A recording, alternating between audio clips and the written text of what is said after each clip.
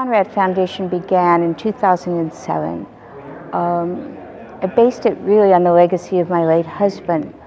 My husband was a dyslexic young man. He had trouble reading and spelling, and he was expelled from a very prestigious school. And his mother took him to this little school in upstate New York called Darrow School. And they had a reputation for dealing with so-called problem children. And Pete was one. And the headmaster at this school saw something in this young man, and he took him under his wing, and the young man ended up with a scholarship to Princeton. And by the way, that was compliments of the Navy, so he went in as an NROTC scholar as well as Princeton. And Pete became an aeronautical engineer. When I wrote his book that came out in 2005, I finally figured out all the pieces.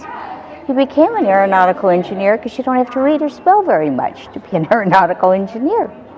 He went on to become a test pilot.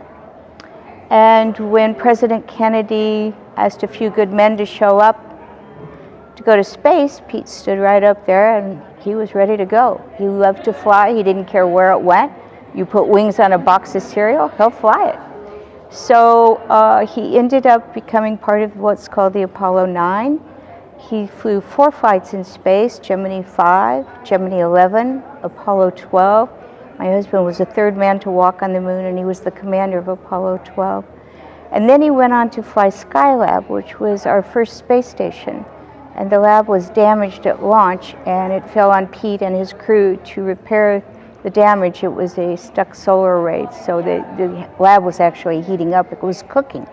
And so they kind of stepped outside with no tow holds on a tether and got that solar array let go, and they saved the lab.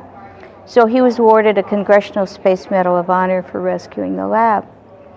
Pete then went on to a career in aviation, which was his love. He didn't like to fly desks, he liked to fly planes.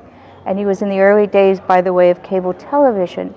And that company actually became Time Warner, but he ended up at McDonnell Douglas, and he loved aviation and aerospace, and that was his passion. It was the core of who he was.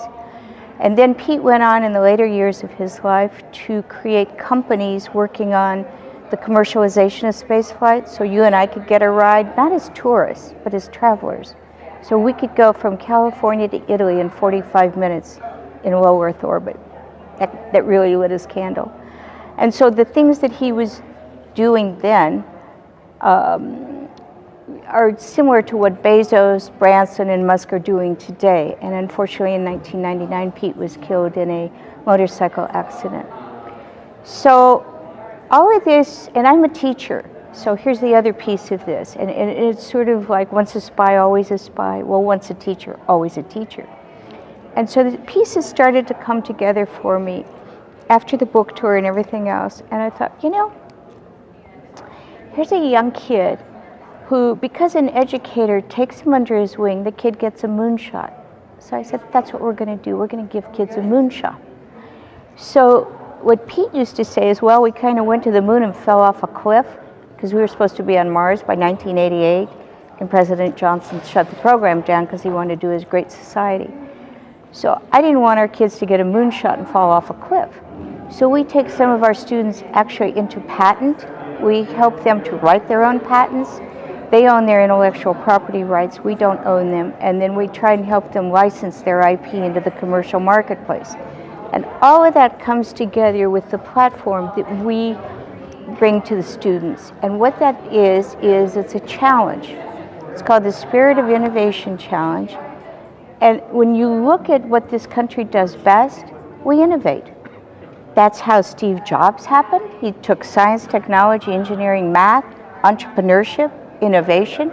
Voila, you have Apple. You can go through the Google boys and Mark Zuckerberg and all of them. That's the formula. And that's how we got to the moon. That's how we have Google, Apple, all of those things. So that's what we bring to the students. We're the program that's sort of the whipped cream and the cherry on top, because these kids are now popping out, creating real solutions, commercially viable solutions to problems that affect humanity, and they are solving it and designing their future. So our kids work in aviation and aerospace, energy, cybersecurity, and nutrition.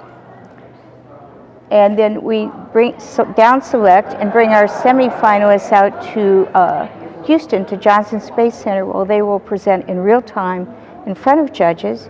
It's a 3-day innovation summit.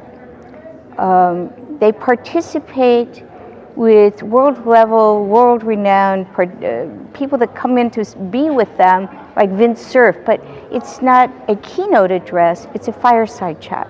I think kids get talked at quite enough, so we speak with them, not at them. And they're evaluated, and then one team will pop up as the winner, and that team gets a cash award, and it's a $10,000 cash award. But that's just the beginning. The winning of this is just the beginning. I've had students speak with me at a TED conference. We had a team that just came back from the Rio Plus 20 conference. We've had kids that have had, one team was just on CNN today. They made an electric car out of West Philly High, an inner city bunch of kids. That car went down Wall Street, and they're all over the news. And this is where kids can get their genius on. And we kind of, I guess, turn geekish chic, if you will. And it's really a place where science can become fun and it's interesting. And what we've done is give context to the content. So it really gives students a real understanding of why are they learning these facts. It's more than passing a test. I'm Nancy Conrad. I'm the chairman and the founder of the Conrad Foundation. Our offices are in Houston, Texas, almost exactly across the street from Johnson Space Center. We host the Spirit of Innovation Awards. It's a challenge program, and we also are partners with a company called NanoRacks, which allows students to fly their experiments to International Space Station. So we have grown this program slowly, like an entrepreneurial company. We're nimble.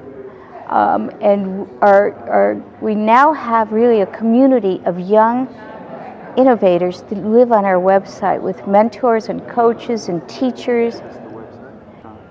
The website is www.conradfoundation.org. You can also find it under conradawards.org or spiritofinnovation.org. The next 12 months are going to be fantastically interesting because last year we had teams of students form from different states. Our student teams are from 2 to 5 students. And we had 2 teams that didn't even know each other. Different states came together on our website and created a product together. So now I want to take that globally. Let's see if we can get 5 kids, 5 countries, 1 product. This is where education can become diplomacy. And who knows, peace could break out.